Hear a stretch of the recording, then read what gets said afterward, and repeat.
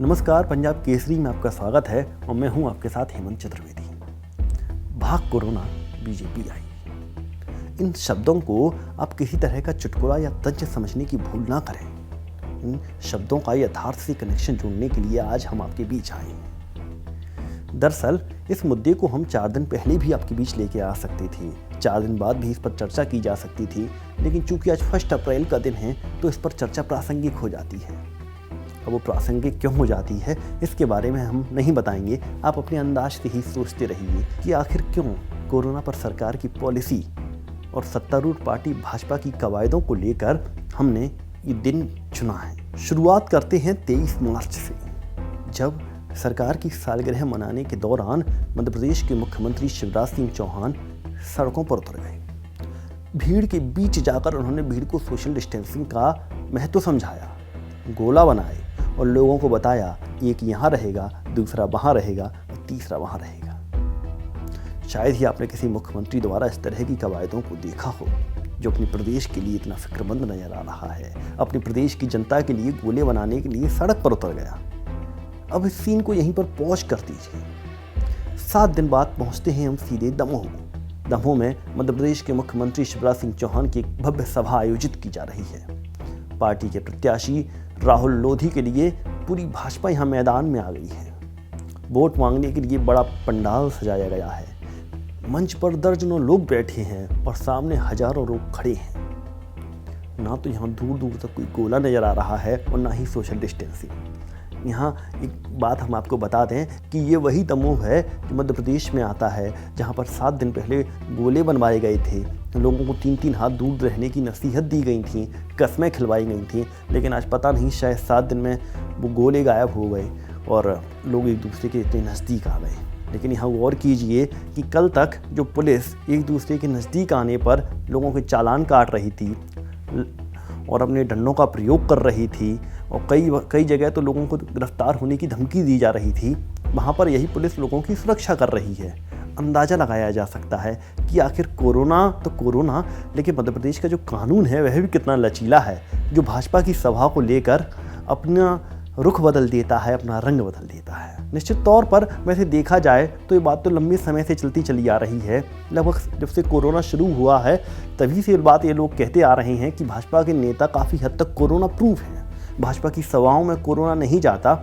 इसकी शुरुआत तो उन्होंने मध्य प्रदेश में जब ज्योतिरादित्य सिंधिया बीजेपी में शामिल हुए थे, उसके बाद जो बड़े बड़े सदस्यता अभियान चलाए गए थे, हजारों लोग कांग्रेस से बीजेपी में शामिल हो रहे थे, उस वक्त जो पुलिस घर से बाहर निकलने पर लोगों को गिरफ्तार कर रही थी, उन पर जुर्माना ठोक रही थी, उस वक्त वही पुलिस उन ऐसे आयोजनों को सुरक्षा दे रही थी। 4-4, 5-5 जिले के एसपी भाजपा के आयोजनों की सुरक्षा करने के लिए मौके पर मौजूद रहा करते थे। तो कुल मिलाकर ये काफ़ी हद तक तय माना जाने लगा था कि भाजपा की जो सभाएं हैं वो कोरोना प्रूफ हैं और उनके कारण कोरोना नहीं फैलता। हालांकि भाजपा के नेता इसके बारे में कभी भी कुछ खुलकर बोलने से बचते रहते हैं, लेकिन कांग्रेस को बहुत कुछ अखर रहा है। इसलिए कांग्रेस ने तो ये मांग कर डाली है कि दमोह में भाजपा के जो बाहर के लोग हैं उनको एंट्री देने से रोका जाए, क्योंकि ये लोग दमोह में कोरोना ब्लास्ट कर सकते हैं और चुनाव आयोग को इस विषय में सोचना चाहिए। पीसी शर्मा ने क्या कुछ कहा, आप जरा सुनिए। मेरा तो ये मांग है चुनाव आयोग से, और जैसे शासन लगातार मुख्यमंत्री जी कह रहे हैं कि नए नए स्टेप्स आ रहे हैं कोरोना से बचने के लिए, ये दमोह चुनाव में जब इतनी बड़ी रैलियां होंगी, पूरे भोपाल, इंदौर, जबलपुर, मध्य प्रदेश से लोग जाएंगे, कि कोरोना और फैलेगा वहाँ पे। बजाय इसके लोकल दमोह जिले के ही लोग इस चुनाव में भाग ले सकें, चुनाव ये क्यों नहीं करता? 15 अप्रैल को बाकी लोगों को बाहर कर दिया जाता है 48 घंटे पहले, तो क्यों नहीं 1 अप्रैल से बाहर कर दिया जाए? लोकल लोग वहाँ पे चुनाव लड़े, इससे कोरोना बचेगा। कोरोना महामारी से जो WHO के गाइडलाइन, केंद्र सरकारी गाइडलाइन, मध्य प्रदेश सरकारी गाइडलाइन सब आ रही, लॉकडाउन हो रहे हैं, कर्फ्यू लग रहा है, तो ये अगर रोकना है तो चुनाव आयोग सख्त आदेश जारी करे कि दमोह जिले के ही लोग भाग लेंगे। तो आप एक पत्र भी लिखेंगे? निश्चित तौर पर मैं चुनाव आयोग से मांग कर रहा हूँ, लिखूंगा। ये तो रही भाजपा की सभा की बात, लेकिन अब दूसरे पहलू पर भी गौर कीजिए। हुआ यूं कि इससे ठीक दिन पहले होली का त्यौहार मनाया गया था। क्योंकि मध्य प्रदेश के मुख्यमंत्री शिवराज सिंह चौहान ने एक नया नारा दिया था, मेरा घर मेरी होली। हम सबको घर में ही होली मनानी है और काफ़ी हद तक प्रदेश में इस नारे का पालन भी किया गया था। लेकिन शिवराज सिंह चौहान की ही पार्टी के एक नेता ने मध्य प्रदेश की राजधानी में ही इस नारे का तो उल्लंघन किया ही, इसके साथ ही जमकर कानून का भी माहौल बनाया।